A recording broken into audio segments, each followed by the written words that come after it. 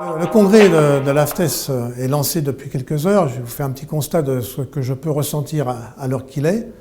On a une fréquentation un peu exceptionnelle compte tenu des statistiques que nous avons pu avoir en ce moment. Donc plus de 3200 inscrits, ce qui est un peu exceptionnel. Compte tenu de l'époque à laquelle on est début septembre, juste après les vacances. Donc difficile pour l'organisation, difficile pour nos partenaires, difficile aussi pour nos visiteurs.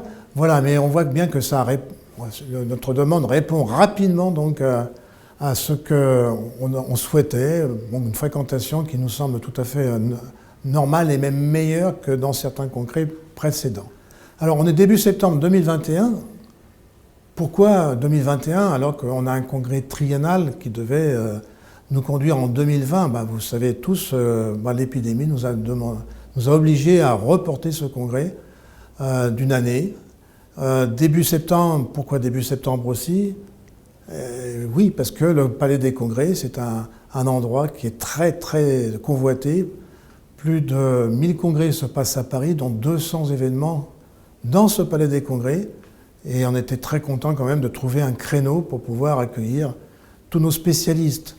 Et on est très satisfait aussi de les voir aussi nombreux, comme je viens de le dire, qui ont répondu à ce nouveau créneau que nous avons pu trouver.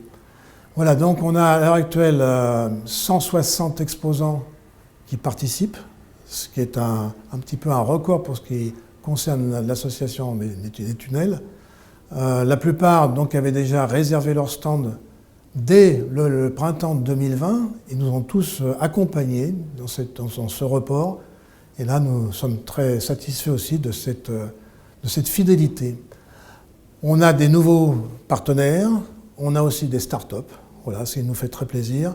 Et la mise à disposition des espaces pour l'exposition nous a permis d'accueillir pratiquement tous ceux qui avaient cette envie de nous rejoindre. Voilà, il y a eu quelques entreprises encore qui étaient en option, mais on n'a pas pu répondre à leurs demandes, parce que l'exposition est complète. Compte tenu du programme annoncé, du programme de conférence, nous avons pu avoir jusqu'à plus de 150 propositions d'intervention. Hélas, on n'a pu satisfaire que la moitié des intervenants à l'oral, puisqu'on ne peut passer qu'environ 75 présentations à l'oral, avec 2 sessions en parallèle. Voilà, on a la chance aussi de pouvoir mettre à disposition une douzaine de postes pour les présentations, 10 posters, voilà, qui permettent aussi, les autres présentations qu'on n'aura pas pu présenter à l'oral seront bien sûr disponibles rapidement sur notre site internet et puis dans un livre de résumé aussi qui sera à disposition de qui voudra bien le demander. Voilà, ensuite on a un programme de visite de chantier aussi qui a été présenté. On a la chance d'être à Paris avec Pourquoi on est à Paris? On peut se poser la question. Pourquoi Paris encore une fois alors qu'on y était déjà en 2017? Et je peux d'ores et déjà dire on y sera encore à Paris en 2023. Bon, la raison majeure, tout le monde peut la comprendre, c'est que les chantiers de travaux souterrains sont principalement en région parisienne, donc dans Paris, dans sa banlieue. Voilà, avec des extensions de métro, de lignes RER, de lignes nouvelles, avec les chantiers du Grand Paris Express, 200 km de voies nouvelles, donc la majorité est en souterrain. Les partenaires sont tous là, et c'est pour ça que c'est quand même aussi bien d'être près d'eux en Île-de-France. Voilà, donc on fera des visites de chantier donc, sur les chantiers parisiens, voilà, à la fin du congrès, plus une visite de chantier aussi en fin de semaine pour le Lyon-Turin, mais qui est un chantier phare aussi en travaux souterrains, 2 fois plus de 50 km en 2 galeries parallèles pour franchir les Alpes. Plus tard, ça sera relayé avec d'autres extensions. On pense beaucoup au métro de Toulouse, des chantiers importants aussi à Marseille, un petit peu aussi sur Lyon. Voilà, quelques petits, peut-être des effranchissements de tunnels routiers. Voilà, l'activité des travaux souterrains se porte très bien en France.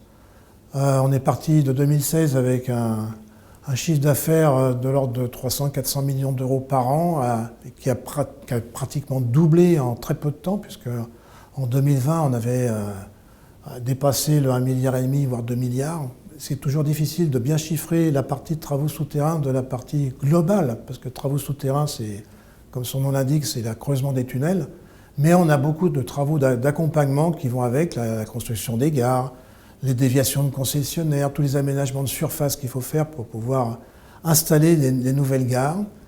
Voilà, l'ensemble de ces activités, ça représente souvent tous les travaux annexes, le double de ce qui peut se passer en travaux purement souterrains.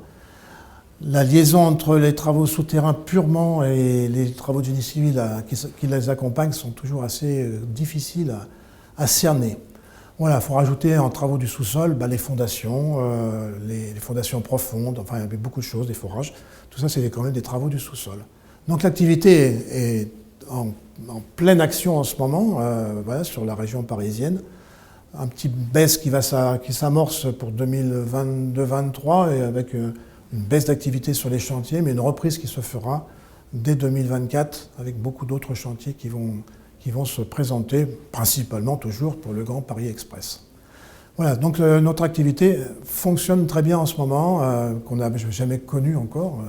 On a eu jusqu'à 22 tunneliers en 2020, c'est une année exceptionnelle. Peut-être que, de par le monde, on dit que c'est probablement la région parisienne qui a accueilli le plus grand nombre de tunneliers en parallèle en fonctionnement de dimensions très importantes, parce que bon, il y a d'autres villes qui ont aussi des travaux très importants à Singapour par exemple, mais la taille des tunneliers n'était pas de commune mesure avec ce qui se passe en Île-de-France.